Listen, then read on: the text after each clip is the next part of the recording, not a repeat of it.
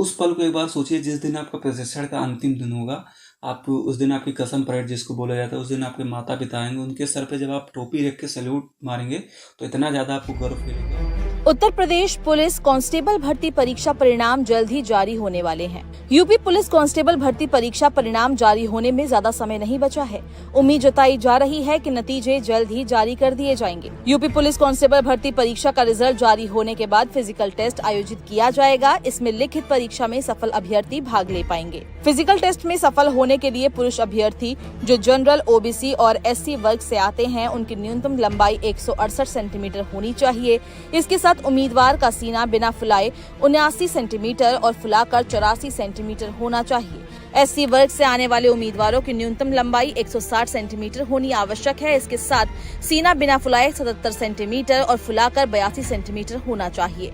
महिला वर्ग के लिए न्यूनतम लंबाई 152 सेंटीमीटर तय की गई है। वहीं एससी वर्ग से आने वाली महिला उम्मीदवारों के लिए न्यूनतम लंबाई 147 सेंटीमीटर निर्धारित है। फिजिकल टेस्ट में सफल होने के लिए प्रैक्टिस बहुत जरूरी है, इसलिए अभ्यर्थी अभी से दौड़ इत्यादि की ट्रेनिंग शुरू कर दें। यूपी पुलिस कांस्टेबल भर्ती फिजिकल टेस्ट नवंबर या दिसंबर माह में संपन्न करवाए जा सकते हैं। फिजिकल टेस्ट में केवल वे उम्मीदवार भाग लेंगे जो रिटन टेस्ट में निर्धारित कट ऑफ अंक प्राप्त कर लेंगे।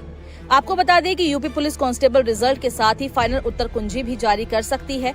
अभ्यर्थी ध्यान रखें कि फाइनल आंसर की अंतिम और सर्वमान्य होगी और इस पर किसी भी प्रकार से आपत्ति दर्ज नहीं की जा सकेगी। आपको बता दें कि यूपी पुलिस कांस्टेबल आयोजन 23, 24, 25, 30 और 31 अगस्त को तो उत्तर प्रदेश प्रीवियस ईयर जो कट ऑफ गई थी, जैसा कि आप लोग को मालूम है कि आपका ये वैकेंसी जो आया था 2019 में प्रीवियस में, ठीक है, तो उस समय की जो कट ऑफ दी गई थी वो यहाँ पर शो की गई है। तो आप लोग अपने पॉज करके बटन को भी देख सकते हैं कि पिछले ईयर जो गए थे वो कितना कट ऑफ गए थे। इसके बारे में हम लोग ज़्यादा बात नहीं करेंगे, आप लोग को सिर्फ दिखाने के लिए ये डाला गया था। और बात कर लेते हैं डॉक्यूमेंट वेरिफिकेशन के लिए जो डीवी आप लोग को होगा। जैसे ही आप लोग का फिजिकल होने के बाद आपका डीवी तुरंत होता है, तो उस समय आपका ये डॉक्यूमेंट होना चाहिए। तो सबसे मस्ट है आपका आधार कार्ड। आपका आधार कार्ड होना ही होना चाहिए। और जो आप लोग एग्ज़ाम दिए हैं उसका रिजल्ट जब आई थे उसका मार्कशीट होना चाहिए। हाँ, किसी भी एक आईडी प्रूफ होना चाहिए, जैसे वोटर आईडी हो गया, ड्राइविंग लाइसेंस हो गया या पैन कार्ड होना चाहिए। और अगर आप किसी कास्ट से ही आपको करना है तो यहाँ पर जाति प्रमाण पत्र जरूर होना चाहिए।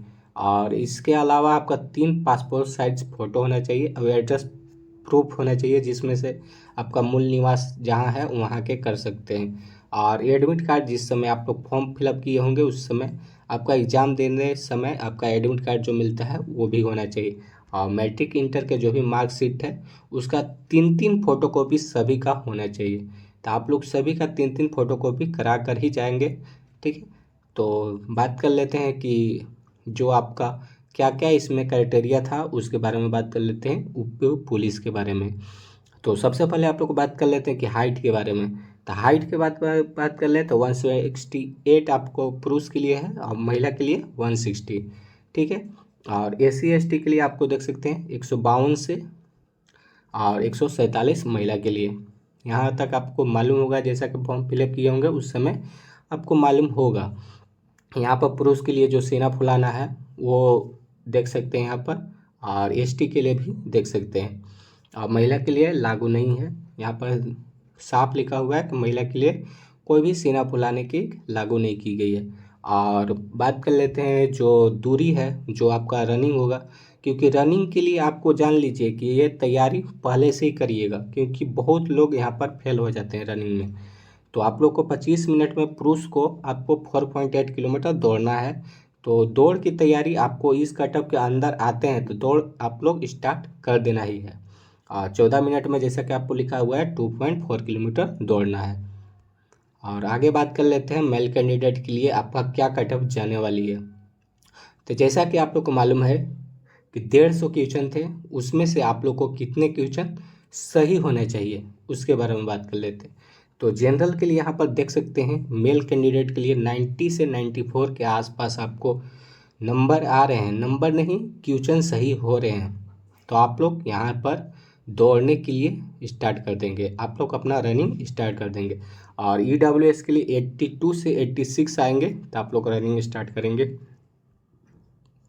एससी के लिए आपको 74 से 78 आ रहे हैं, तो आप लोग रनिंग स्टार्ट करेंगे। एसटी के लिए 70 से 74 और ईबीसी के लिए 72 से 76 और ओबीसी के लिए आपका 84 से 88 होना चाहिए।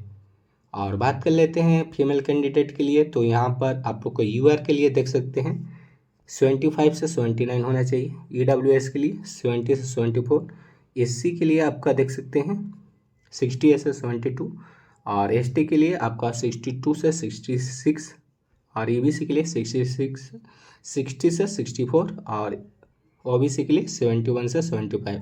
अगर इस में आपका इतना क्वेश्चन सही हो रहा है इस नंबर के अनुसार, तो आपका रनिंग स्टार्ट करने की पूरी ज़रूरी है, क्योंकि रनिंग के लिए आपको जैसा कि मालूम है कि 3x यानी 3 गुना बुलाने वाली है, ठीक है। और जैसा कि आप लोग को मालूम है कि अप्रॉक्स आपका 60,000 वैकेंसी है, तो 18 हो जाते हैं यानी 1,80,000 के आसपास आपको दौड़ कराए जाएंगे। तो इतना क्वेश्चन आप लोग को सही हो रहे हैं तो आप लोग कंफर्म दौड़ स्टार्ट कर देंगे। और फीमेल के लिए भी बहुत कम कटअप ही है, क्योंकि आपका जनरल के देखिए आपका लगभग आधा नंबर है, 150 में से आपका 75 क्वेश्चन सही हो रहे हैं, तो आप लोग रनिंग के लिए स्टार्ट कर देंगे, क्योंकि रनिंग का यही कटअप जाने वाली है। और यूपी पुलिस के रिगार्डिंग कोई भी कन्फ्यूजन हो तो आप लोग कमेंट सेक्शन में लिखिए, उसका जवाब जरूर मिलेगा। तो इसके रिगार्डिंग आप लोग को कोई भी कन्फ्यूजन है तो पूछ सकते हैं। तो मिलते हैं नेक्स्ट सेशन में। जय हिंद, जय Bharat and love you all.